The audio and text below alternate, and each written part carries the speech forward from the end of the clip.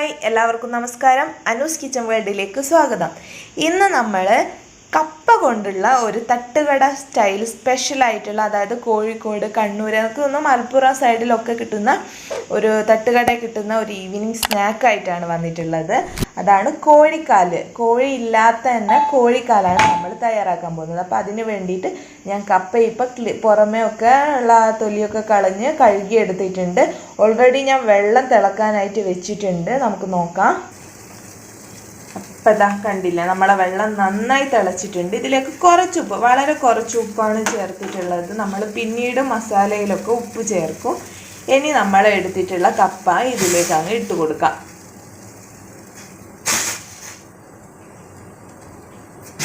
അധിക സമയമൊന്നും വേണ്ട, ഒരു 1 to 2 minutes, 1-2 minutes വേവിച്ചാൽ മാത്രം മതി.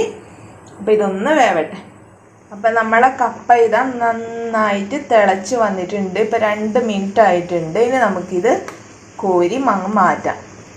ഞാൻ ഇതുപോലെ വെള്ളത്തിൽ നിന്നൊക്കെ എടുത്തിട്ടുണ്ട്. ഇനി ഇതൊന്ന് തണിഞ്ഞിട്ട് നമുക്ക് കട്ട് ചെയ്യാം കേട്ടോ. അപ്പോൾ കപ്പയൊക്കെ ഞാൻ നീളത്തിൽ കട്ട് ചെയ്ത് എടുത്തിട്ടുണ്ട്. ഇനി ഇതിലേക്ക് വേണ്ടിയിട്ടുള്ള മസാല ഇപ്പോൾ ഒരു 4 ടേബിൾ സ്പൂൺ കടലമാവ് ചേർത്ത് കൊടുത്തിട്ടുണ്ട്. അതിൻ്റെ കൂട്ടത്തിൽ 1 ടേബിൾ സ്പൂൺ അരിപ്പൊടിയാണ് ചേർത്ത് കൊടുത്തിട്ടുള്ളത്. ഇനി നമുക്കിതിലേക്ക് ചേർക്കേണ്ടത് ഒരു പിഞ്ച് മഞ്ഞൾപ്പൊടി. അതിൻ്റെ കൂട്ടത്തിൽ തന്നെ നമുക്ക് മുളക് പൊടി 1 ടീസ്പൂൺ ചേർത്ത് കൊടുക്കുക. അതിൻ്റെ കൂട്ടത്തിൽ കറിവേപ്പില, പിന്നെ ഗരം മസാല,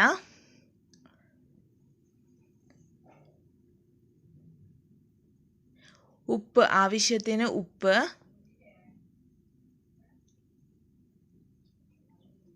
നന്നായിട്ട് ഇതൊക്കെ ചേർത്തിട്ട് നന്നായിട്ടൊന്നങ്ങ് മിക്സ് ചെയ്ത് കൊടുക്കുക. ഇനി നമ്മൾ ഇതിലേക്ക് ചേർക്കാൻ പോകുന്നത് ഇഞ്ചിയും വെളുത്തുള്ളിയും ഒന്ന് ജസ്റ്റ് ക്രഷ് ചെയ്തെടുത്തിട്ടുള്ളതാണ്. ഒരു 1/2 ടീസ്പൂണ് ചേർക്കാം. ഒരു 4 വെളുത്തുള്ളി, അതേപോലെ തന്നെ ഒരു ചെറിയ പീസ് ഇഞ്ചി. ഇനി ഇതിലേക്ക് ആവശ്യത്തിന് വെള്ളം ഒഴിച്ചിട്ട് നന്നായിട്ട് മിക്സ് ചെയ്യണം. വെള്ളം ഒഴിക്കുമ്പോൾ സൂക്ഷിക്കുക, അധികമായി പോവരുത്. അതായത് നമ്മളെ കിഴങ്ങ് കപ്പ അതിലേക്ക് നന്നായിട്ട് ഈ മസാല പിടിക്കാനുള്ളതാണ്. അതിനാവശ്യത്തിനുള്ള വെള്ളം മാത്രം ഒഴിച്ചാൽ മതി. ഇനി നമ്മൾ കട്ട് ചെയ്ത് വെച്ചിട്ടുള്ളത് ഇതുപോലെ നീളത്തിലാണ് കട്ട് ചെയ്ത് എടുക്കേണ്ടത്. കട്ട് ചെയ്തിട്ടുള്ള കപ്പ നമുക്ക് ഇതിലേക്ക് ഇട്ട് കൊടുത്ത് നന്നായിട്ട് അങ്ങ് മിക്സ് ചെയ്ത് എടുക്കാം.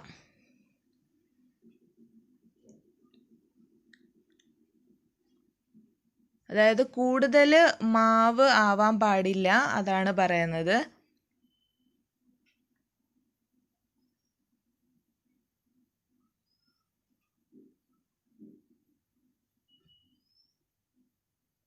അപ്പോൾ ഇതുപോലെയാണ് മിക്സ് ചെയ്തെടുക്കേണ്ടത്. കൂടുതൽ മാവ് ആ കോട്ടിങ് വല്ലാതെ കൂടാനും പാടില്ല, ആ ഒരു രീതിയിൽ എടുക്കണം. എന്നിട്ട് നമ്മൾ എണ്ണ ഇതാ ചൂടാക്കാൻ വെച്ചിട്ടുണ്ട്. അതിലേക്ക് ഇതുപോലെ എടുത്തിട്ട് റഫായിട്ട് എടുത്താൽ മതി. എല്ലാം ഒരേ ഷേപ്പിൽ വരണം അങ്ങനെയൊന്നുമില്ല. ചിലത് നീളം കൂടിയിട്ട് ചിലത് താഴെ അങ്ങനെയൊക്കെയാണ് ഉണ്ടാവുക നമ്മളെ തട്ടുകടയിൽ നിന്ന് കിട്ടുമ്പോൾ. അതുപോലെ തന്നെ ഒന്ന് ജസ്റ്റ് പിടിച്ചിട്ട് അങ്ങ് ഇട്ട് കൊടുത്താൽ വിട്ടു പോവാണ്ടിരിക്കാൻ ശ്രദ്ധിക്കുക, അത്ര മാത്രമേ ഉള്ളൂ.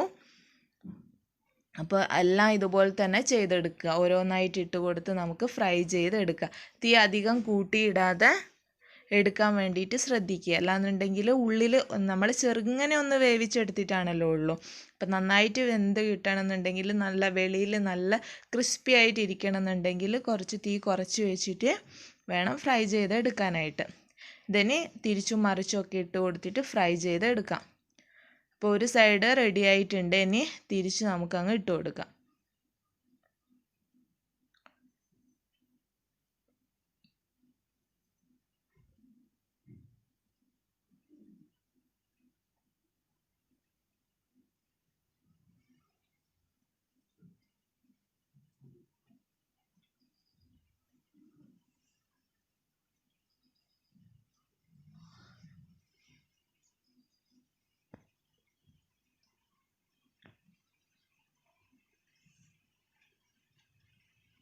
അപ്പോൾ അതാ നമ്മളെ കോഴിക്കാല് കണ്ടില്ലേ, റെഡി ആയിട്ടുണ്ട്. നല്ല ക്രിസ്പി ആയിട്ട് തന്നെ വന്നിട്ടുണ്ട്. ഇനി ഇത് ഓരോന്നായിട്ട് നമുക്ക് എടുത്തു മാറ്റിയിട്ട് ബാക്കിയുള്ളതൊക്കെ ഇതുപോലെ തന്നെ റെഡിയാക്കി എടുക്കാം.